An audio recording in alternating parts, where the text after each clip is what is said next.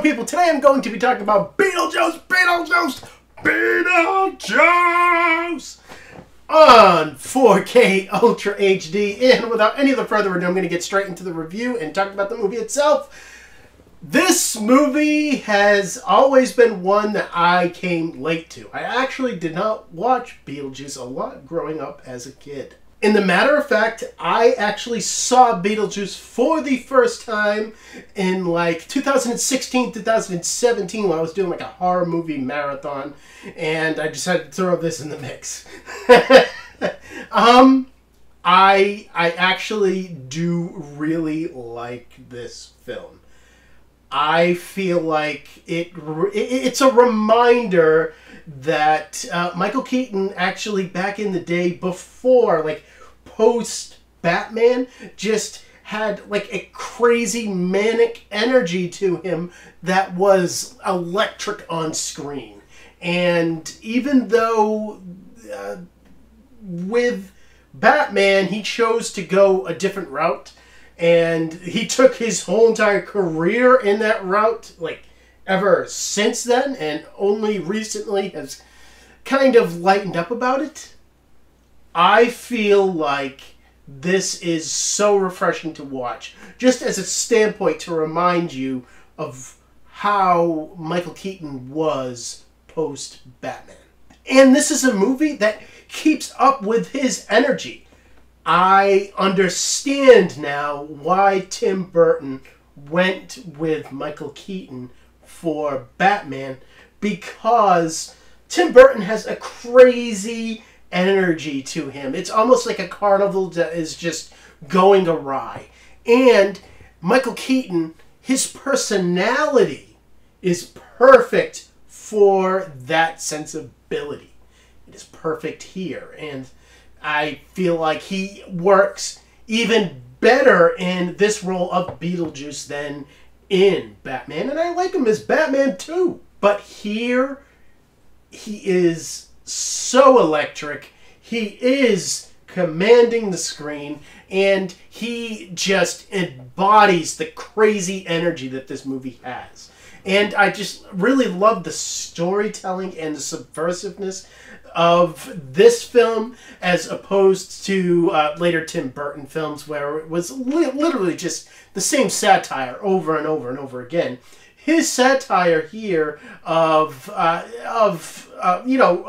upscale living and all that kind of stuff, it's very sharp here, and in time it'll grow very dull. Alec Baldwin is actually really good here. Gina Davis is really good, and I feel like they embody the energy that Tim Burton needs here, and I feel like this is just a fun movie. 8 out of 10. And as far as the video quality here goes, this movie was actually given a 4K scan of the original 35mm negative and given a 4K digital intermediate. Now, this is a movie that never really had a good Blu-ray.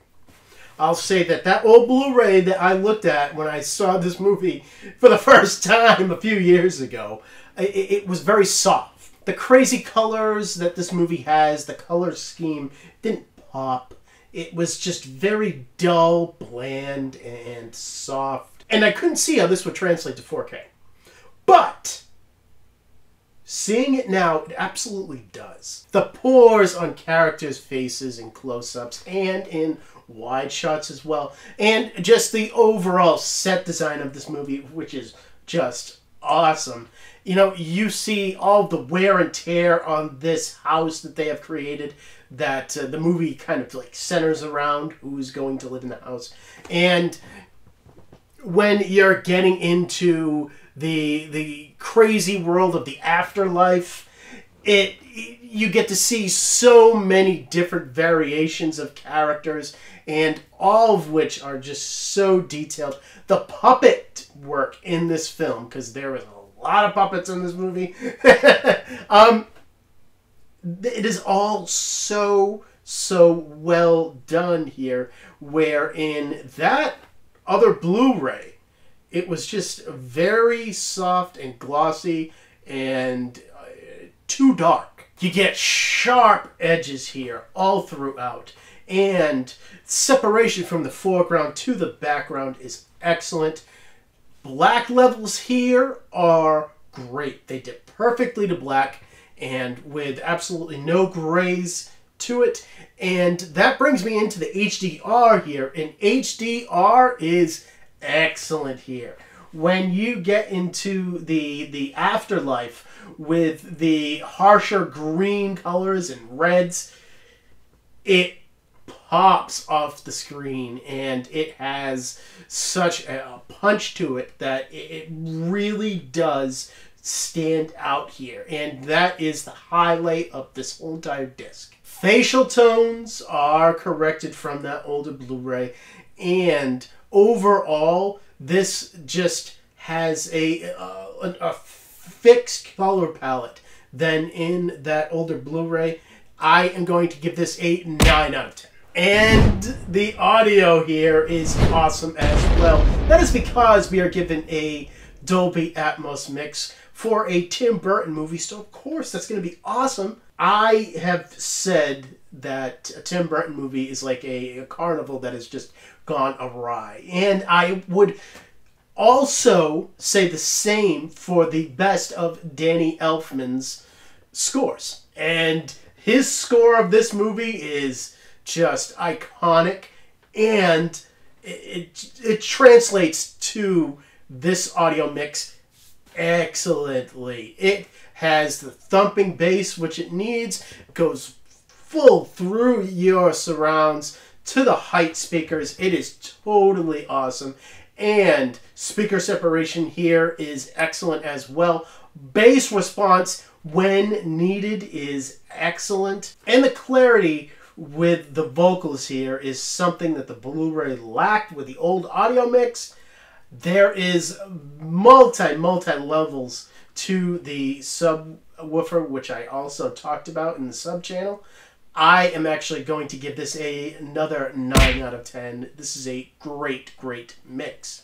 And as for the digital copy here, there is one, and it is a Movies Anywhere digital copy, which means that you can redeem it on iTunes and on Vudu and get the 4K version there. Now, with special features, I was kind of disappointed because they are only on the Blu-ray disc.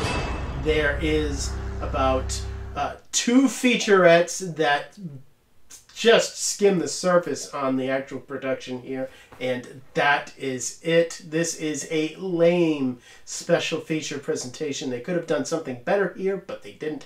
I am actually going to give this a 3 out of 10. And to get into my last looks here, this movie is just a whole lot of fun. It is a wild roller coaster ride of imagination, and it just embodies the best of Tim Burton. It's creative.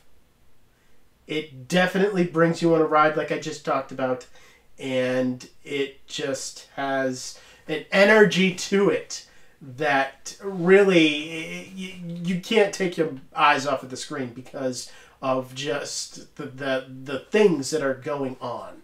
And there is a subversive quality here that is appealing. And to get into my final scores of Beetlejuice, you actually come to a 29 out of 40. That is largely because of the amount of special features here. There just aren't a lot. But this is the only way to view this movie, folks. That Blu-ray that came out a long time ago is trash. It is actually the same Blu-ray that comes with this 4K transfer. So, if you want to own this movie for home viewing, get the 4K version. And without any other further ado, what's coming up next is Ghost in the Shell in 4K, and then some Alfred Hitchcock. I got that box set that just came out. I will be reviewing it, and I'll be getting that to you pretty damn soon. So, if you're excited about that, make sure you subscribe and comment down below. Let me know about anything that I missed that you would like me to review. And as always, thank you for watching my videos. You guys are awesome, and I will talk to you guys next time.